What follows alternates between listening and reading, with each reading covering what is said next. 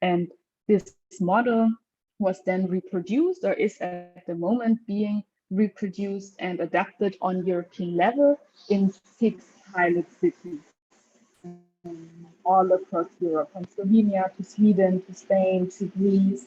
And today we'll also have one of our EMBRACIN pilots present, so you can hear and learn more about them. So what are we focusing on today's session? As I shared already, we'll focus on the individual way of employment, which is a very crucial pillar when we're talking about the inclusion and integration of migrants and newcomers in Europe. For that, we have wonderful guests present. So I welcome Paola from one of our pilots in Greece. I also welcome Fuad, and I welcome Anna, and I welcome Khadija, and I welcome Jerry. You'll hear later more of them, who they are. I just wanted to give you an overview. Today's session is divided into 2 parts. We'll have a first round of inputs from Paola, from Fuad, and from Anna. Then we'll have a short break and start with a discussion round. And with that, I directly hand over to my colleague Paola. You can introduce yourself, and we're very happy to hear from the experience and the work you do when it comes to the individual way of employment. Thank you, Evine. Thank you, everybody, and welcome to Embracing Project, the pilot in Thessaloniki. You're now coming to Greece. Let me get my screen here and go to my, hold on a second, here we go. Can you see me? Can you see the screen? Yes, we see the screen. Okay. It's not yet in presentation mode, but we see. Okay, now we will be in presentation mode. Get back to the first slide. Okay, we already said that it was in the framework of embracing rethinking integration on a European level webinar, individual way of employment. So my name is Paola Seremetis, and I am the project manager for the Embracing project in Thessaloniki, Greece, at the Major Development Agency Thessaloniki, MDAT. Thessaloniki is located in southeastern Europe. Paola, right here. Sorry to interrupt. Yes. Paola, sorry to interrupt. It seems like we don't see your presentation, the slide that you are on, because I think you're talking about the second slide with the map, right? Right. And no, we you see don't at see the it? moment. No, we see the goals Okay. slide. Hold on. Let me see what's going on here. Hold on. Sorry. Come back again. Here we go. Now we see it, but still not in presentation mode. Okay, yes. Now I Fine, want to put it in the presentation mode. Now, do you see it? The second slide? Yes, not in the presentation mode, but we see it. Oh, okay. Sorry about that. I don't know what's going on. That's okay. But I think we see it. Okay, as long as you can see it, that's the point. So you know where Greece is, I guess. Here we are in Southeastern Europe. And the rest of the partners all over Europe. We really reach from Sweden all the way down to Cyprus, and then in the west in Sevilla. And we are here in northeastern Greece. Thessaloniki is Greece's second major economic, industrial, commercial, and political center. It is a major transportation hub for Greece and Southeastern Europe, notably through the port of Thessaloniki, right here, and in the Aegean Sea. And it is considered to be Greece's cultural capital, as it has a population of at least 1 million people in the greater metropolitan area, a city with a rich cultural heritage, including multi-ethnic characteristics. In the early 1900s and before World War II, there was a very large, mainly Sephardic Jewish community, as well as Armenian and Turkish communities. It was considered a hub of intercultural tolerance of the time. So allow me to quickly introduce MDAT. MDAT is a local organization for development. Shareholders of 11 municipalities in the greater Thessaloniki area, and 2 city organizations, CERT, which is Center for Research and Technology, and NOASIS, which is Science Park and Technological Museum, with whom we many times engage in European projects and other things. Our department, the Department of Social Resilience and Inclusion, has currently about 15 projects which we manage and implement, mainly social inclusion projects funded by the EU, IOM, and other international organizations. The projects mainly deal with social inclusion aspects of vulnerable groups. We focus on the homeless, newcomers' access to education of migrants, refugees, and last but not least, support in access to employability. So as a starting point, we take one of the social pillars set down in the EMBRACIN project, namely the multidisciplinary social inclusion approach, the actions or holistic approach. In our pilot, we engage a psychologist, a Greek language teacher, a social worker, a lawyer in case there's a need, also for referrals to health system. So what are our specific goals regarding specifically employment in the context of integration, and how do we work with our newcomers? Our newcomers are empowered, so they're able to act independently. Paola, I'm so sorry to interrupt. I think you're on the next slide, right? Because we still see the one with the map. Okay, let me go back and get out of this, and hopefully it will work out all right. Yes, now we see the goals and the actions. Okay, sorry about this. Here we go. So anyway, going back again, so it's basically to help them to become autonomous. And in many cases, get a better job and take advantage of possible training opportunities with MDAT support through the EMBRACIN project. Our beneficiaries are from Iran, Iraq, Syria, Republic of Congo, Ghana, Togo, and Cameroon. There are 8 at the present moment. So what is it exactly we are doing in order to achieve these goals? We undergo a needs assessment, taking into account background, capabilities, and preferences, placing the individual in the center through a person-centered approach in a participatory process through the whole project, or as long as they're with us, because sometimes they come and they go depending on their own ambitions in life. Sometimes they leave Greece, sometimes they go to other places in Greece. And then we undergo individual counseling, coaching, on how to apply for a job, helping them access websites and helping them through NGO referrals, CV writing techniques, job interview techniques. And this is taking into account always the Greek mentality, depending on what job it is and whether they'd have to write it in English or in Greek. So we support them in this and explaining to them how to write their CV and CV writing and job interview techniques, soft skill training, empowerment. Briefing on national labor rights is very important for them to know what are their rights as an employee, as well as direct communication with companies that offer jobs and liaison with beneficiaries.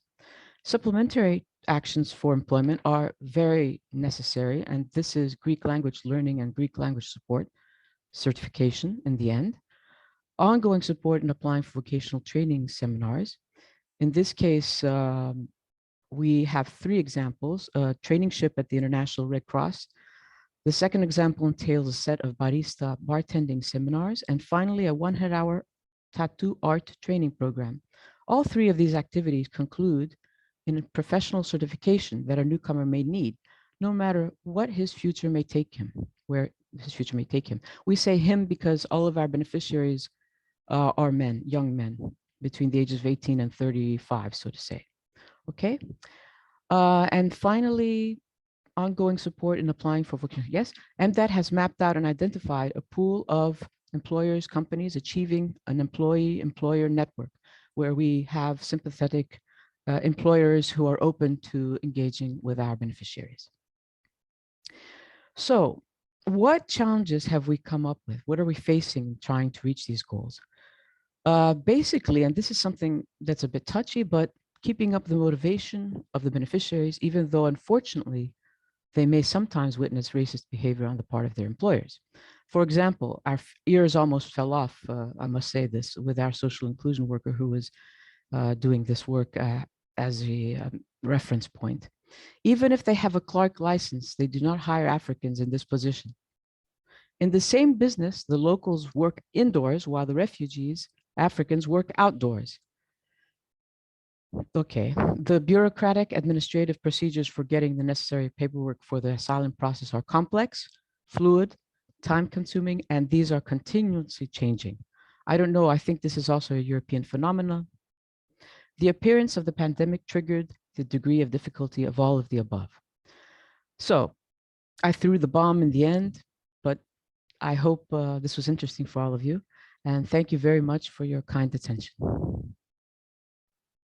Thank you very much, Paola, for sharing from the pilot, from the EMBRACIN pilot in Greece. I think it was very interesting for our guests to learn, like, on a very concrete level what you are doing. And I think we'll be talking about racism a lot today in this session and in the next session, because I think racism and employment for migrants are very much connected. So thank you also for bringing up this topic, very honest, that in your pilot in Thessaloniki, like, you are also facing these challenges. So thank you very much. I hate to say so, this is a main issue. We have to fight it. Yeah, today in the next session, we'll hear about racism in the labor market, 20 minutes. So I think we all know, and thank you so much, Paola. Thank you. Are there any questions in the audience for Paola and the pilot in Thessaloniki? I don't see any questions at the moment. So we come to our next guest, who is Fuad, a very inspiring person, founder and CEO of ACH, a British company providing integration support for excluded and marginalized people. He has argued for a new approach to refugee assistance based on development rather than just humanitarianism. Fuad, we're very happy to have you here. I think there's a lot that we can learn from you, your individual way of employment, and of course, you yourself as an entrepreneur. So the stage is yours. Welcome. Let me know. I hope the screen sharing works. If not, I will support you on that. Yeah, I hope I can make it work. Thank you very much. I'm really pleased I am joining you today. This is a subject of which I am very deeply passionate about. This is because I came to UK as a refugee 24 years ago. So what I wanted to do very quickly is run my story of coming to UK as a refugee, and also why I wanted to start the company, how it started, what we do, and obviously some of the things that I could share with you that we have been doing over the last 15 years. I don't think there will be enough time for me to go through all of these things, but it would be really good if I can quickly share with you some of the things that we do in terms of how we get refugees into employment, how we get them into entrepreneurship, and a massively successful campaign that we run in the UK called Rethinking Refugee. But before we do all of that, let me take it back. 1990, when Somalia, there have been a war, very similar to what's happening now in Ukraine. I just wanted to really share with you here how beautiful my home country has been. I really wanted you to know that, my father had been a university professor. We had a very middle life, Somalia. There's a sun almost every day of the year. There was no reason, believe you me, for me to come to Europe. I came to Europe because I was fleeing from a conflict, not because I was seeking a better life. Very similar to what you see your screens every day in Ukraine.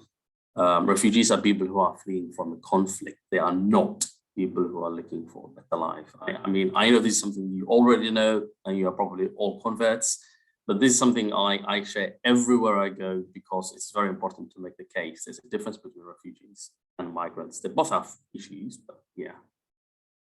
I hope you've seen the movie Coming to America. That's what I had in my mind when I was coming to UK. That all my problems would go away. When I was in Somalia, I was, a young man, had a mom and dad who have a family, but all of a sudden when I came with my mom with no English. I had to very quickly become the man of the family, the person that helps lead, conversations because I couldn't speak very small English. My mom couldn't speak a single word of English. I'm sharing these things with you because a lot of the people that you work with will have very similar stories. And I think it would be important for you to understand that the cultural difference from one day living in a country and next day coming to a completely new country is absolutely humongous. And as Paula have explained it now, when I came to UK, I was very much taken back by the generosity of the country. I was very thankful. But the biggest challenge was actually the radical right. You know, the racism that, Paula, I'm so glad you said it is a major issue. I went to mainstream agencies, ladies and gents, who meant to be helping me, who meant to be working with me, who all saw me as just a refugee who came to UK to, you know, take some resources. And that wasn't the case. You know, I was crying out loud that I'm a young man who wants to contribute. I've got skills, I've got aspirations. Please don't put me in a box of, you know, you're a refugee here to do this and that. It really used to frustrate me. And the first 2-3 years of me coming to UK, this is one actually the idea of starting actually community housing in my mind. 10 years later, I started actually community housing. In between, I've been lucky enough to go to college, lucky enough to go to university. I got a first class degree in engineering, and then I've been sponsored to go to a master course from business school. I'm telling you these things because when you talk about refugees too often, we just talk about humanitarian, they're broken, let's give them food. I'm not telling you my story to show off, but my story is not unique. 10 years, you know, I had a very professional life that took me through Europe. I went across Turkey, Romania, doing renewable energy, working as a consultant, as a renewable energy engineer. But I wanted to leave all that behind to go back to help the people that came to UK very similar to myself, because I was really frustrated still that people saw me as just this broken refugee. So actually community housing was born. Fast forward, so what we do, we basically give housing to refugees and training. This is our model. It starts with accommodation. So we give usually, like Paula said, we deal with usually mainly single man, but we also deal with families. So during the resettlement, we give them accommodation. We also do a lot of the similar work that Paula spoke about, English language training, blah, blah. But what I want you to understand is if you just give somebody a house and a basic training, what we are doing is warehousing refugees. We really, in our view, in what we've learned the last 14 years is if we really want to help integrate refugees, we have to think about employment or entrepreneurship. We have to think about economic integration.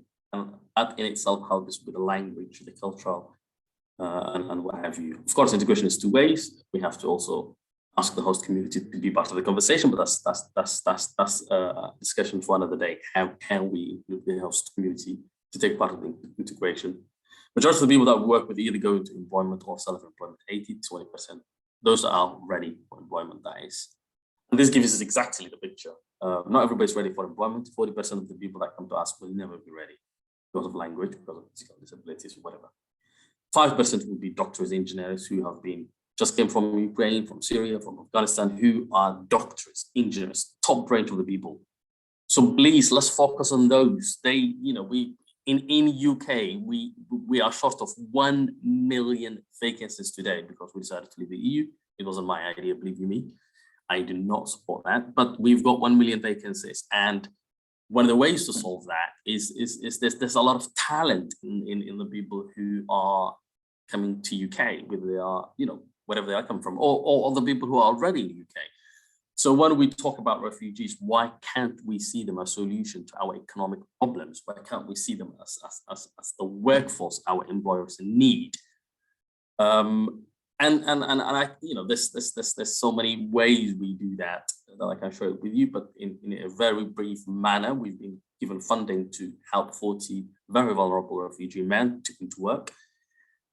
And we said we're going to do them within 6 months. Obviously, we didn't do that, but we've done some of these things, and we focus it on language training. I'm not a big fan of language in just teaching people in class. you know, I really think that takes a very long time. You have to focus on language in employment training. And, you know, these, you know, think of the developmental rather than humanitarian always helps. So here is an example. We work with Starbucks you know, within, they had 50 vacancies in Bristol and in Birmingham. So we had classes of 10 people. This is actually a staff member from Starbucks is standing in front of a group of people that we work with. And we've been successful, you know, every class, 30–40% of them into work. And some of the things that here we've done is some of the things that have helped us. And I am happy to pick that up later on. Very quickly, I want to share with you a very successful program. We were given money for 3 years to find out, you know, to work with that 5%, the people who've got top-notch skills. So we were, you know, we wanted to work with the NHS, National Health Service of the UK. We wanted to find the doctors, the engineers. So the funding was for 3 years. Within the first 6 months, this is what happened. We found 94 participants who are GPs, pediatrician surgeons. These are people who were from Syria, Afghanistan, who had all of these qualifications. I want to share with you a real story. There's a guy called Ahmed. It's not his real name. Ahmed came from Syria. He was getting a benefit equivalent of £18,000. That's probably about 20,000 euros. The guy was a doctor, so we helped him change his qualification to UK qualifications. And guess what? He now is paying tax that's more than the benefit he was getting. Isn't that amazing? So again, I don't want to dwell too much, but this is how we help refugees becoming workless citizens, how the work needs to be with the employers as well as with the refugees, so you can't just focus on one side. So not every refugee will be ready for employment. Not every refugee will have the chance to work. A lot of them will be underemployed as such that they will prefer to start their own business. There's a lot of research done on this area. Again, we've done a lot of work on this field. And this is what we found out. There are some challenges, there are some opportunities. And I mean, again, I'm happy to discuss more if you want to pick up during the discussions, but we know refugees are highly entrepreneurial, and we've been quite successful in helping a lot of refugees start small businesses. There are a lot of challenges. A lot of the businesses that we start will always be selling, you know, other refugees, and there's, you know, there are things that we can do to help that. But in general, the point I want to leave is I want you to think about a lot of the people that you meet will never get into the employment market, and the route could be entrepreneurship. And they are highly successful entrepreneurs because they are risk takers and etc. So the question is, what can we do, the people in this room, can we do to facilitate the entrepreneurship? I swear my marketing team made me do this. So we've been on BBC, ITV. These are on the major UK networks, and we've been successful with major innovations, awards, including the UK Quiz Award. ACH today, we have about 90 staff. We're about 8–9 million euros. Every year we impact about 6,000, well, about 3,000 to 6,000 refugees or migrants here in UK. So I'll be happy to take questions later on. Many thanks. Thank you so much, Fuad. I think, yeah, you know anyways that I'm impressed by the work you do and the big network you created and all the different stakeholders you managed to involve in your work. So of course, I want to give the audience, but also the other speakers, the opportunity to ask questions, to give some comments. I see there's one question. Yes, Amadou.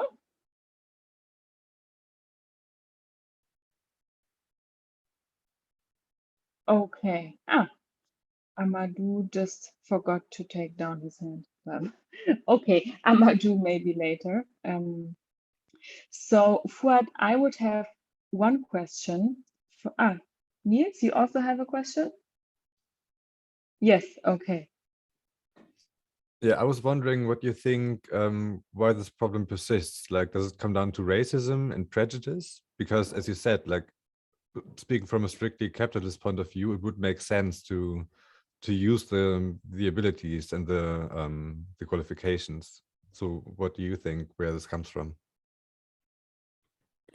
Mainly it's lack of knowledge, mainly because of the right-wing media, who is always giving the wrong image and information about refugees. So for example, not many refugees in general come to Europe. A lot of the refugees are internally displaced or going to neighboring countries. So the notion that there's a lot of people coming to Europe and causing all of these problems is not true anyway. So I think the key information is to share the information, because people think, really, one of the reasons why UK left EU, believe you me or not, is because they believe there's a lot of people coming to UK, and that's not true. So information can be really powerful. So we need to share people with the correct information, and I think that would help also the host community to be less racist. Also, we need to show with success stories like Ahmed. Ahmed, now is contributing to more tax in any year than all the money for his family that he was taking. So we need to share these kind of stories, that not every refugee is burden to society, because we assume that all refugees coming are burden and just taking money from us, which is not really true. I would have one other question, because in the audience today, we have many local authorities, right? So city administrations and officials. So what do you think is it that they can do? And also, because today we try to think of European ways, right? So do you think, is it even possible, when we're now talking about employment and the different laws and the local circumstances that play a key role, to find European ways to deal with the topic of employment for migrants and newcomers? I mean, yes, and there's a lot of actually work done on this field. I'll happily share some of the research and some of the studies that recently came out. I'll say two things. One of the key things to do is to involve the refugees themselves, community organizations. So the top-down approach of we think this is what would happen doesn't usually work. So work with the community, work with the people who are on the ground, and actually, I would really recommend if local governments can hire refugees themselves, so that they are part of the system rather than the system against them. So I would say involve the refugees. The other thing is, a lot of the work I do is not work with the refugees and giving training. A lot of the work Fuad does actually is to talk to employers. And I talk to employers because I convince them that there is value in you hiring refugees, because there's a lot of vacancies. I'm assuming there's a big recruitment crisis going on all across Europe. And the solution is for these people to think of refugees as the workforce that they need. But the problem is the HR directors, the people who are hiring, do not see refugees as the asset, as the people that can do this. So when you say let's hire refugees, usually they just have the humanitarian. We will do this as a good thing to hire one or two people, and that is a big mistake. If you're going to do this purely on a humanitarian idea, it will not work. Do not waste your time. You will have to do it purely on business case.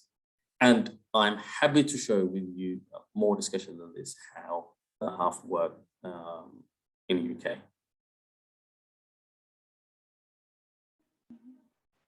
Thank you very much, Fuad. Are there any other questions, comments? Okay.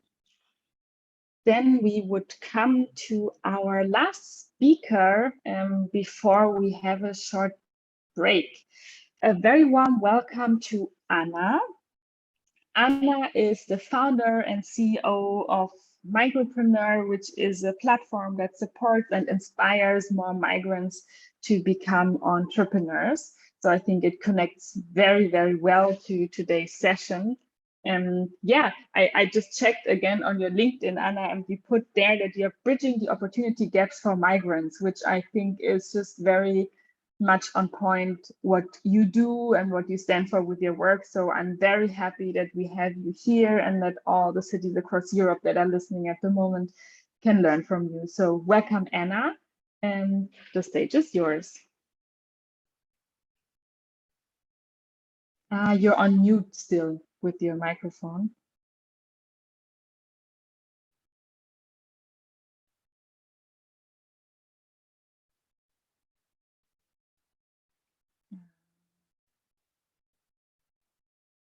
There you go. Can you hear me? Can you see me? Yes, now we hear you and we see you. Okay. Perfect. And I guess you can see also my screen as well. Yes, you see your Awesome. screen. Well, thank you so much, Evie, of course, always for your support. I mean, we've worked together already for the last 6 years, so we already know each other very well. And I'm really grateful that you brought me in here.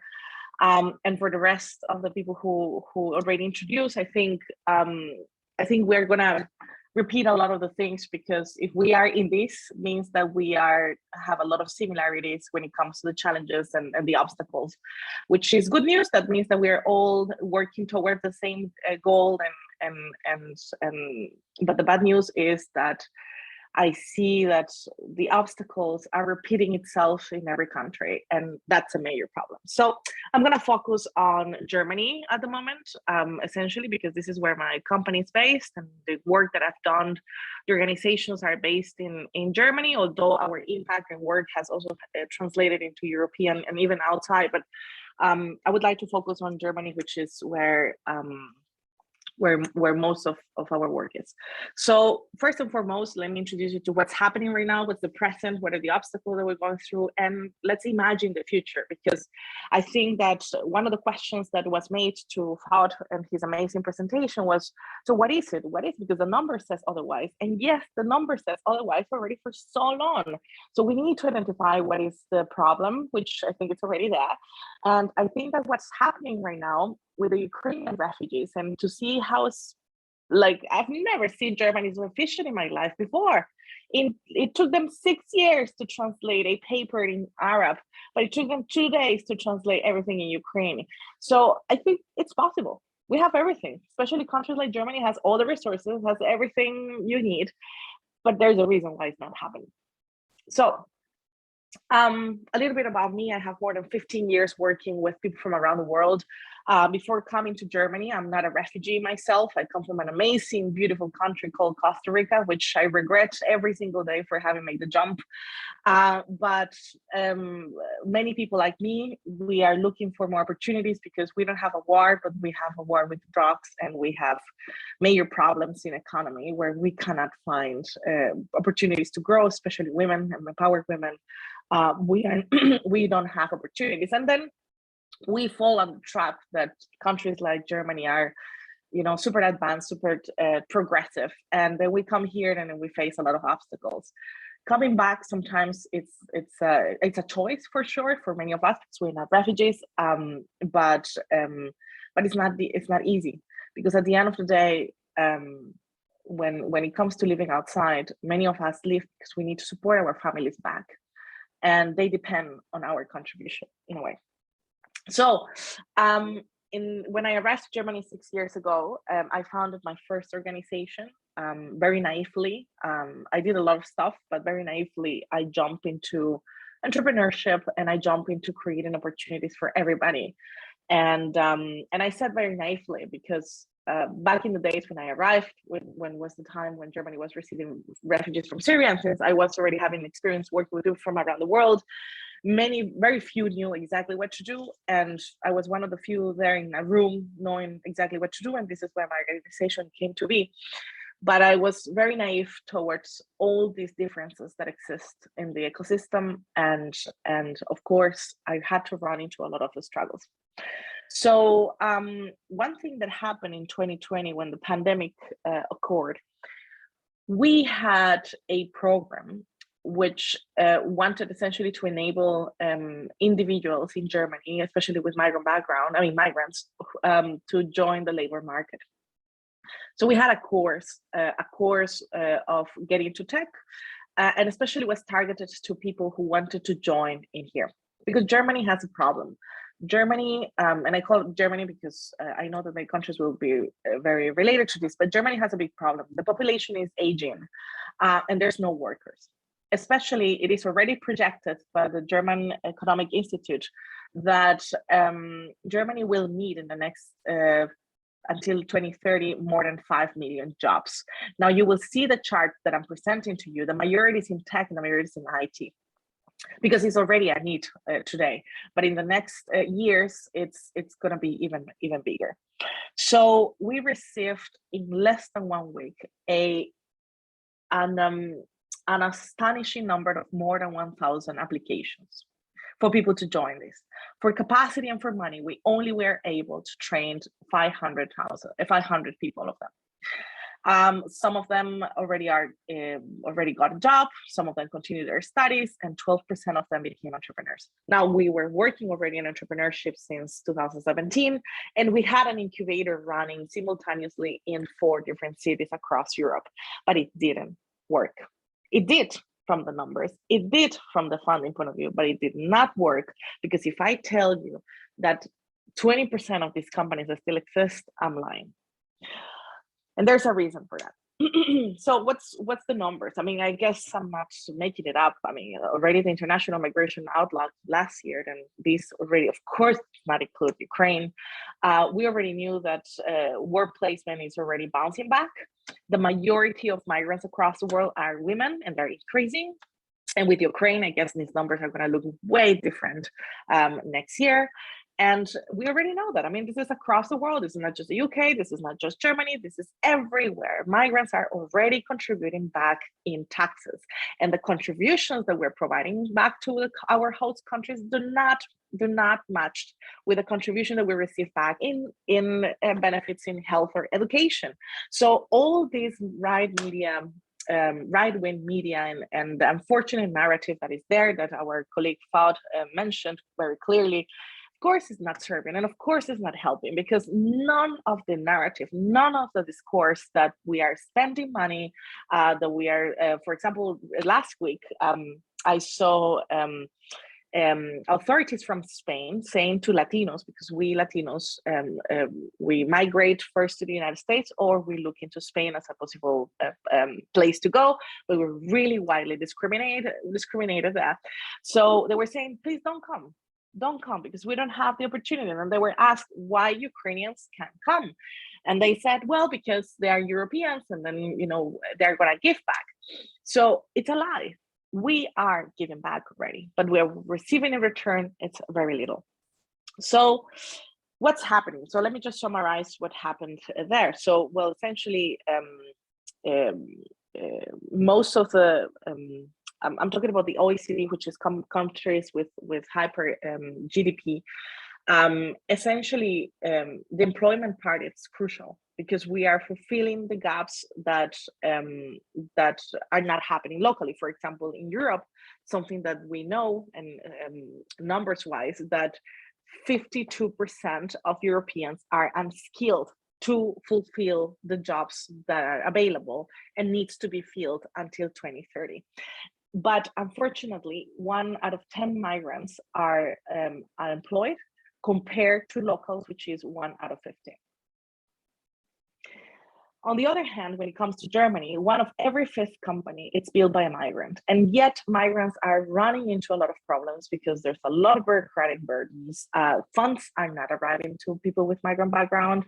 We don't get the investment. We don't get the money. We will never receive funds from any organization or foundation directly. Probably this will go to probably a German, or probably somebody who has graduated from Harvard or London School of Economics, but it will never get to any one of us. I've been in rooms and I've been in places where I've been asked many things. For example, it's like, can I trust you? Do you have everything that is needed? Or how is the education quality in your country?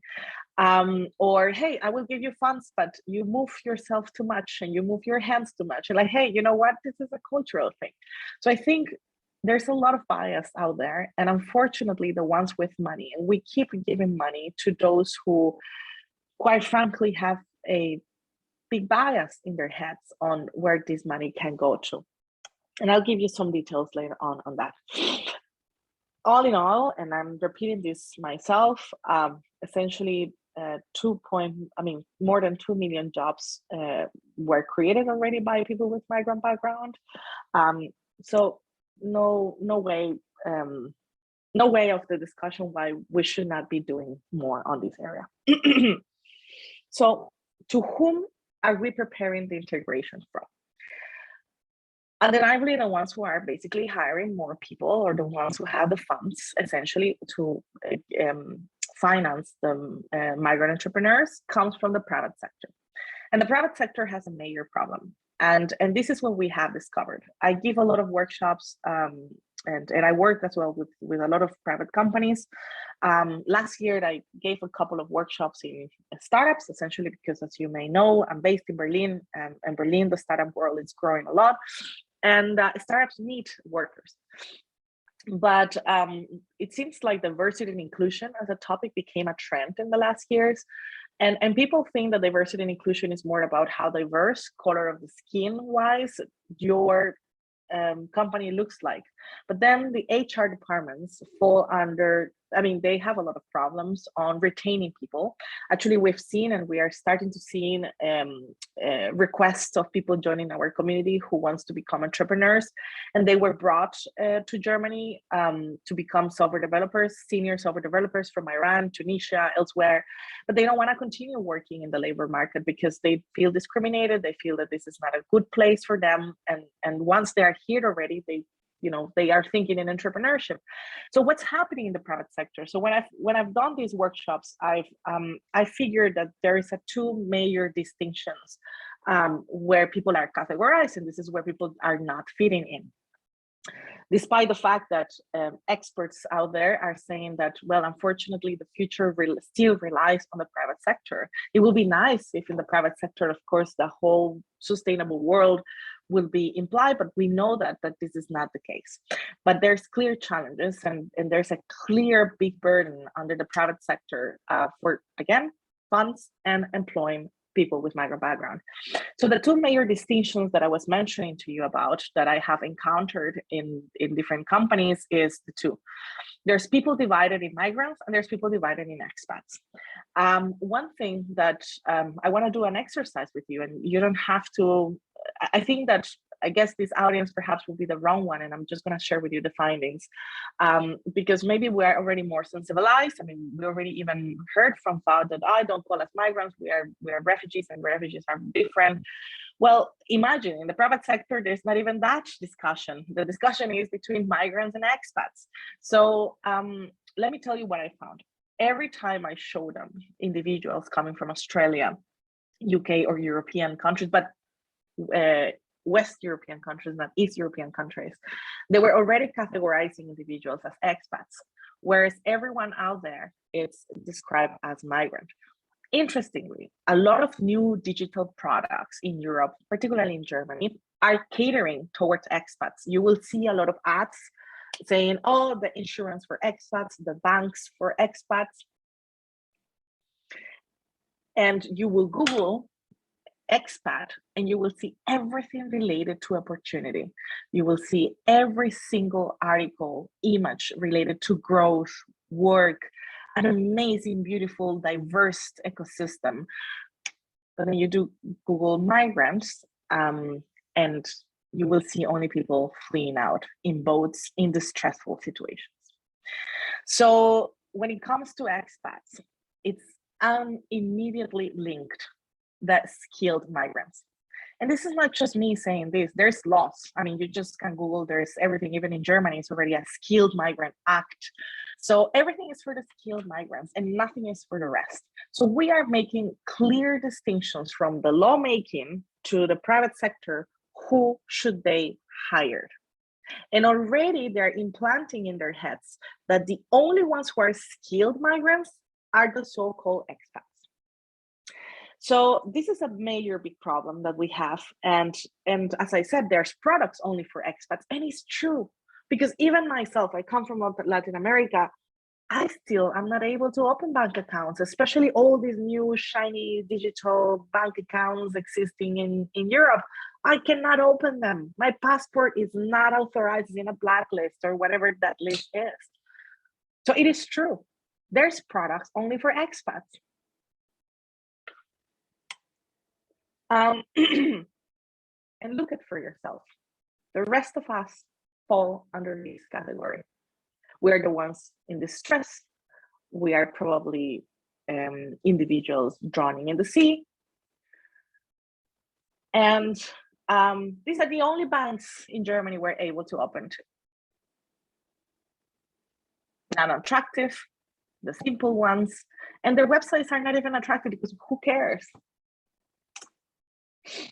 So I think for 6 years working with a lot of us, and I mentioned a lot of us, especially people like you who are looking at me right now, and Evie knows me, I've traveled across the world meeting with practitioners, activists, experts, academia, and still we don't even get the right definitions. We talk about newcomers, oh no, let's focus more on refugees, no, migrants. And I think we, first and foremost, we have to come together first. And then we go to the private sector because they don't know better. They don't know better. And I'm not excluding the private sector of their own responsibility, or Elon Musk wanting to buy the entire world. They just don't know better. They just have money and they keep gathering the money. And they're keeping pricing to receive money after the other. And they are the ones, or the saviors, to solve the problems around the world when they are actually the problem. So if we don't come together, if we don't understand that it's us, the ones who have to understand how to do things, I think little impact we can do out there. And all of us have an amazing network. All of us have numbers to show how we're doing it. The way we're doing it for Migrapreneur, we have many ways. We, of course, have a community of migrant entrepreneurs. We have a line which is called 911 Bureaucracy, which is built based on my personal experience, dealing with a lot of legal issues and not knowing where to go, or dealing with lawyers who essentially basically rips you off. So we have experts which helps on a pro bono basis, particularly migrants who are going through very distressful situations. We also help them because Germany, I'm speaking about Germany.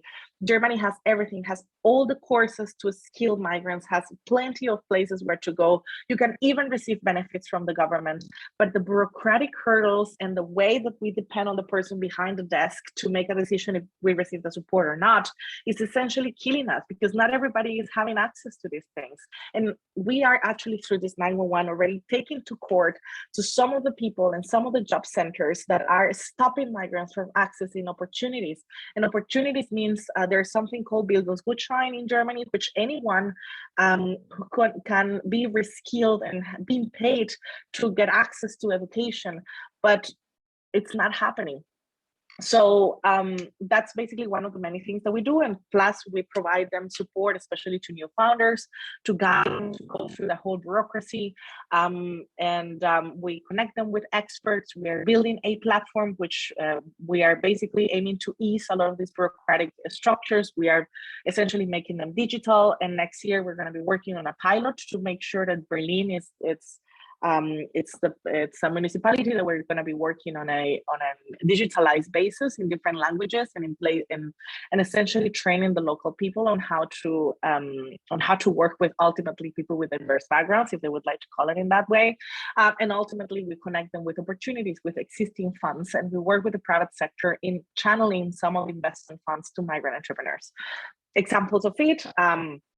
That happened last week. We selected 8 entrepreneurs which receive a first capital of 25,000 euros, and we just essentially connect them with the private sector. And it's still not enough. It's not enough, because at the end of the day, the big investment goes to the so skilled migrants. I mean, we know in Germany there's a big company called Gorillas, which was built by a Turkish migrant. And yes, Turkish are by default one of the populations that has been discriminated the most in countries like Germany. And I said discriminated the most because they are the majority, the the ranking of the nationalities of migrants in Germany, Turkish is still today is the number one. We will see in the future with Ukrainians, as I said, these numbers might change in the future, but and yet the person who built Gorillas received, before launching the company, €1 million, and now he already raised 1 billion euros. But he comes from a wealthy background, and he was already well connected because he was already in like the tech pros level. So if you have the network, if you already come from a background, you most likely will receive the funds. But this is not the case of everybody. So it's not that migrants are not receiving funds. There are migrants who are receiving funds. I know another Costa Rican. We actually come from the same town, but she graduated from Harvard. I didn't. And she already, in less than 1 year of building her new company, already received 3 million euros. So there is a bias. And again, it's not about who's a migrant, who's a refugee, it's who is an expat to the people who is the skilled one and who's not the skilled one. So what kind of integration are we preparing migrants for expats or for everybody? And that's essentially where I think we need to start a discussion and understand a little bit more how to understand the brains of those with the money. Thank you so much, Anna. There have been some questions in the chat. Yes. But we are a bit like running out of time. So let me see, before we start the break, are there any questions to what Anna shared? There's this one question we always have. What do you see like that local authorities can do? Because of course they play a crucial role also when it comes to bureaucracy, right, in Germany. So we have now like European local administration. So what do you think could be their contribution? Well, the first thing that we have identified is working in more modern immigration policies, essentially, right, for everybody, because we've seen how quickly actually the European from the EU level, but especially also countries like Germany, which the one that we analyze the most, how quickly they've jumped to support Ukrainians and how innovative they've actually been to settling them. So that it's possible, but this is not a law for everybody, and some of the policies created out of emergency, for example, to help Ukrainians, which I keep saying are very progressive, and the way that they've taken are completely very efficient, I would say. So the basics is, how do we create modern immigration policies for everybody? And essentially, because Germany still needs to attract 400,000 qualified workers from abroad every year. Is it because the reason why they're receiving Ukrainians like the way they're receiving them, the reason or the way, statistically speaking, they're trying to convey that?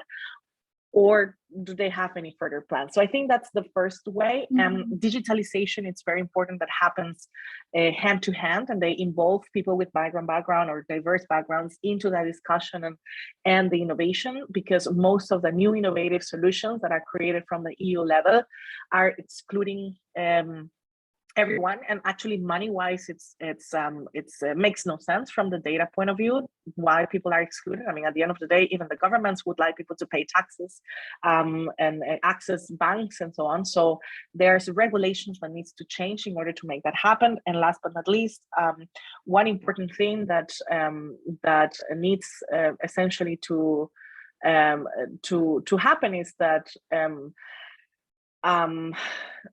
I'm not sure if it's sensibilization, because we've been talking about this for more than 6 years already, and I've been in rooms saying that this is what needs to happen. It needs to happen also with the government level. The problem is that a lot of the decision making still relies on individuals who are behind the desk, and the people who are behind the desk are individuals who are completely not sensibilized, and they have a lot of bias, and they are the ones who perpetrate discrimination firsthand. So I don't even blame them. It's just like from a capacity point of view, when it comes to attend people with larger waves, like for example, the difference between what happened with Syrians and what happened with Ukrainians is essentially the person behind the desk and the approach that they and the approach how they welcome individuals. For example, last year we helped to relocate 250 Afghans who arrived in January, and we were attending some of them basically the same night the Ukrainians arrived, the same night our Instagram channels and my WhatsApp channels were reached out by people from Afghanistan who just arrived because they were being kicked out of their own refugee camps to give place to Ukrainians. So what I want to say here is, unfortunately, as long as the decision making is in the hands of those who clearly have a bias and a mistreated way of how to deal with things, not much is going to change, even if the law is already in place. Okay. Thank you so much, Anna. Thank you for joining. We'll also share with you the contacts of Anna in case I think there's any further questions or information or project ideas. The same goes for Fuad.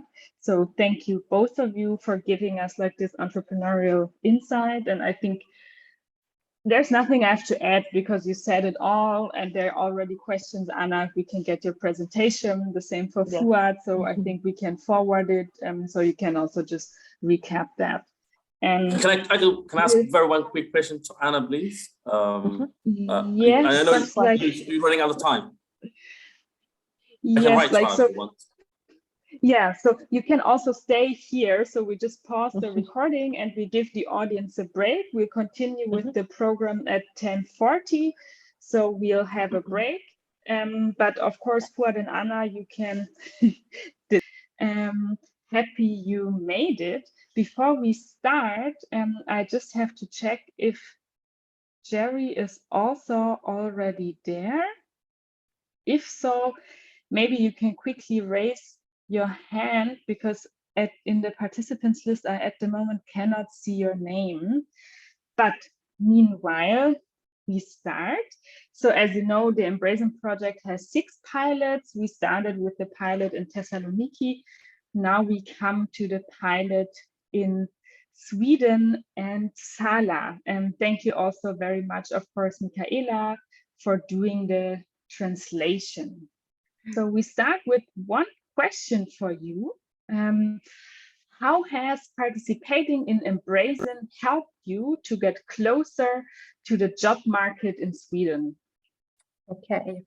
Hur har det hjälpt dig att delta i det här projektet för att komma närmare ett arbete?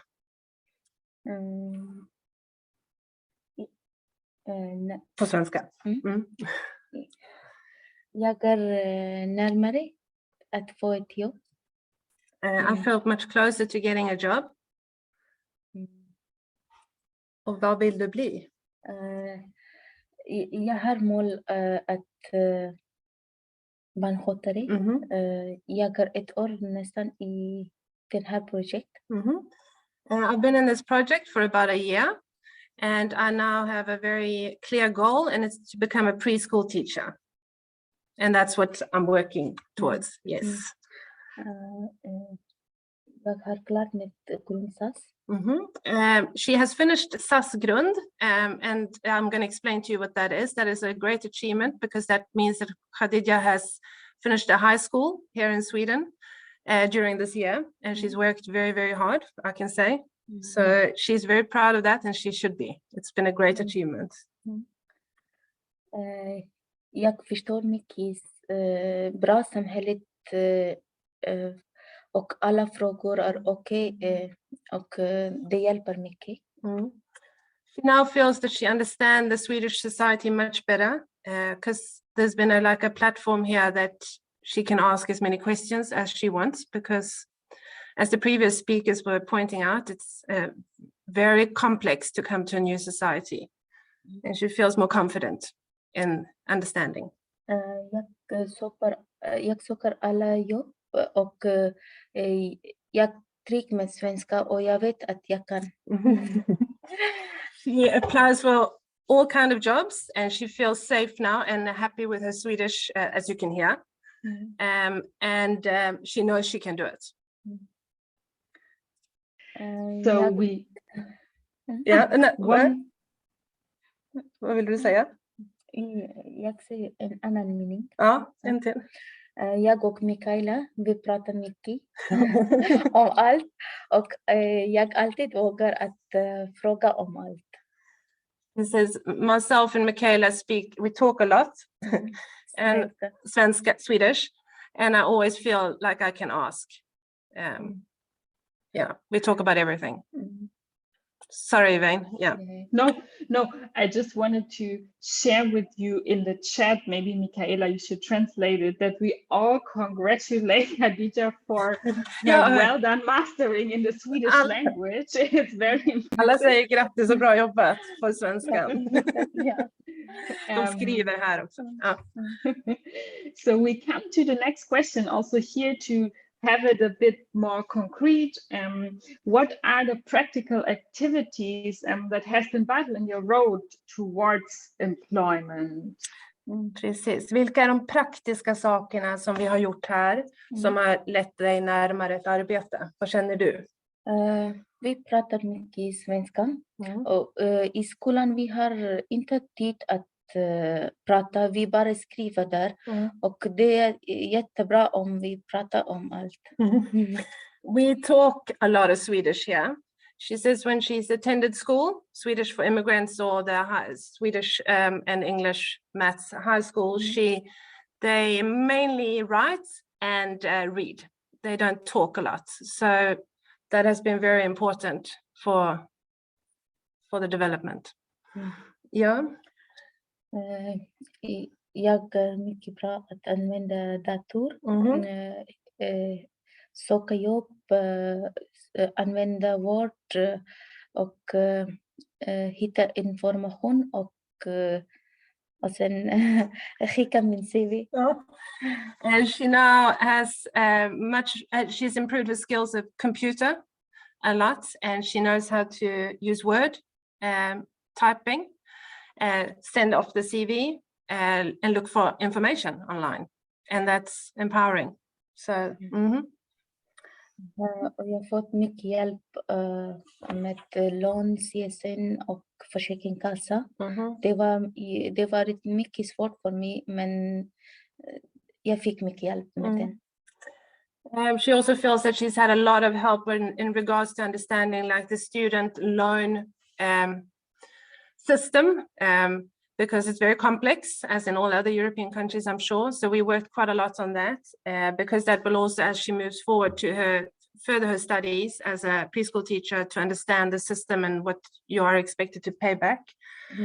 And also other grant systems, very boring. But she mentions that as a big help. That's it. Okay, then, so we have now one last question for you, Khadija. How have you made progress, like as a person yourself, during your time in EMBRACIN? And while you think, Michaela, there's a question for you in the chat. No, I will read it out for you. What you have learned from Khadija that can help to facilitate integration. So maybe we start with Khadija, and then you can wrap it up with your learnings. That's a lot. But Khadija, hur känner du att du har gått framåt som person i och med att du har varit med i det här projektet i 1 år nu? Jag är närmare att få ett jobb och jag är på börja min studie på högre nivå på gymnasiet. Yeah, she's on the right track now on where she's supposed to be in life, and she's waiting to start her higher studies in August when they start, and she's just awaiting that. Förut jag var mycket billig, inte längre. She also says she used to be very shy, but she's not anymore. Now I can. Du får säga. Jag pratar engelska. Nu jag kan fråga vad jag tycker. Jag är inte rädd. And I'm not scared to speak my mind, and also ask when I do not understand. Även jag kan إيفانيا سفكت من بابا بالتلفون. Yes, and she had a conversation with her father who still lives in Pakistan during this year. Han alltid bestämde om mitt liv, men he always used to make all the decisions in my life. I den här gången jag har pratat starkt med honom, det är mitt liv, jag kan bestämma själv och jag vet alla mina rättigheter. She told him over the phone that she can now make her own decisions in her life. She knows all her rights. And yes. Han hade mycket missbrukat med mig, med min mamma och min systrar. Så nu jag säger du måste stoppa den. Du får inte. He used to abuse me and my sisters and my mom a lot. And she told him that you need to stop that now. Her sisters are still and her mom are still in Pakistan. Ja, du kan säga på engelska. Jag sa till honom att han måste sluta eftersom han blir gammal och det finns ingen vårdomsorg, ingenting. Att om han behöver någon hjälp så någon ska hjälpa det. Det är bara min mamma och min syster som hjälper. Om han misshandlar med dem, hur de hjälper dem? And then she asked him the question, how does he think he's going to get help from his mom, his wife and her sisters if he keeps abusing them, because he's getting old and he's going to need their help. So he needs to respect them. And I think that's a very strong, that's yeah. Förut jag kan inte prata med min pappa. And before I didn't used to be able to speak to my father.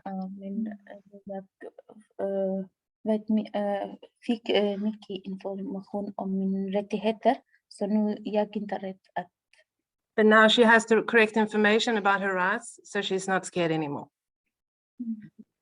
Thank you so much for like this honest words, Hadija. Like I see that there, like that you touched many people with what you just said, and in the chat people are congratulating you for being like so brave and like opening up in the space of people full that you probably don't even know. So thank you very, very much for being here today and for letting us all like participate and learn from you and the experience you made in your journey. Thank you very much, Hadija.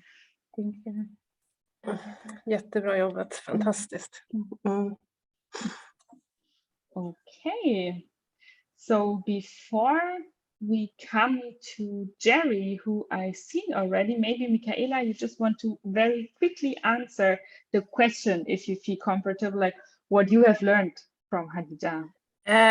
Well, I think you probably all learned quite a lot during these like 5 minutes just listening to her, and I've had the privilege for a year to meet Khadija twice a week, and it has taught me the importance of building a true relationship and trust, and really be patient and listen, and to open up, so we have like a space where you feel safe, and before we start pushing about language, because that's often all you get to hear when you arrive in Sweden. Learn Swedish, learn Swedish, learn Swedish, and it's like it's not the recipe and it's not the success to everything, you know. There's many other aspects, and I've learned that, and I think that's why she's made such progress, and of course she's extremely motivated, and yeah, she's an inspiration. Thank you so much, Michaela and Hadija. I hope we meet you again, who knows, at some point. Thank you so much for joining. Thank you. And I hand over to our last guest today for the closing and the last 5 minutes of our session. Jerry, welcome. Let's see if we can hear you.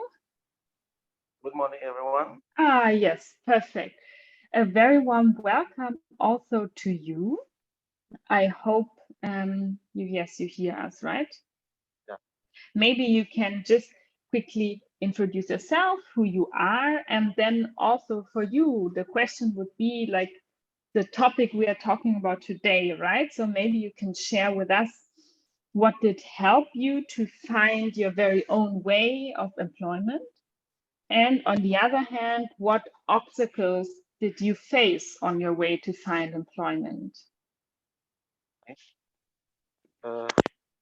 Be here. Yes, we hear you. My name is Jerry Angeba. I'm from Cameroon. I entered Greece in 2018 in one island called Samos. I was there for a couple of months, about 6 months. Then we were transferred to Kavala, which is close to the city of Thessaloniki, for another 6 months. Then I was transferred to Thessaloniki. Yeah, it was pretty difficult for me when I was in the camp in Samos, because there we barely had where to sleep even, because we didn't have where to sleep. Despite the fact that we were in a camp, we were sleeping in the tent, beside the camp in a tent. So when we got transferred to Kavala, we were there also in a camp for about 6 months. No means to be integrated. It was pretty difficult. Finally, when we were transferred to the main city, Thessaloniki, I was lucky enough to got a job, to have a job, because besides English, I speak French. So I got a job in Solidarity now as an interpreter. I've been working with them now for close to 3 years. But it wasn't easy for me to learn the language because I'm working. So thanks to EMBRACIN, that I discovered something a couple of months behind, like 4 months. And I started studying with them. I'm a student of EMBRACIN. And thanks to them, I'm able to read in Greek now. Yeah. So what I hear is that like language helped you a lot, like the fact that you speak French, but also French. that you now. That was the key factor. Yes. That was my power. Mm-hmm. Yeah. So because of language, I know you know the first step in integration is language. Mm-hmm. Mm-hmm. Yeah, we heard that a lot today. Anna, do you want to ask a question? No. Yes, I want to ask a question. Basically, because I've seen them both, and you mentioned something very important, which also happened to me, right? It's very difficult to learn the language fast when you're working at the same time. So what would have been helpful to you while working and also learning the language? Also, and this is a second question, or having learned the language first, get paid for that, and then later work. What do you think would work best for you? Would have worked best for you? What would have worked best for me is to learn the language first and then start working. But that can also happen because here in Greece, when once you are accepted as a refugee, you have no benefit. So you can also study when you don't have anything. Take care of yourself. Mm-hmm. Thank you very much. And Anna, we didn't hear you, but probably just said thank you again. Exactly. Yeah. Okay. Thank you so much, Jerry, for like sharing also from your perspective. Is there anything that you want to add when it comes to the challenges that you face, but also things that have helped you to find your way towards your work now as an interpreter? Yeah. What I want to add is that for all refugees, if you are in a place like you change your environment to a new environment, the first step is to learn their language. If you want to be integrated, yeah, maybe somehow lucky because we speak French. But for those who don't speak, don't have another language. Even if you have, maybe it may not be useful. So the main factor is to learn the language of where you find yourself. I think that is the first step of integration. Mm-hmm. Thank you so much, Jerry, for this insights. And thank you, all of you. Thanks to Hadija, thanks to Anna, thanks to Fuad, thanks to Paola, thanks to Michaela, thanks to Nise, of course. This was the first part of today's session where we focused on the individual way of employment. We will continue at 11:30. There we will be focusing on private companies as partners. For that, we have Professor Monica Gonza, who will share with us about the research she has done on the field. And we have two colleagues from ENA, the European Network Against Racism, that will elaborate a bit more when it comes to the topic of racism in the labor market. So thank you all, and see you in 30 minutes, the ones who will join us for the next session. Bye. Bye.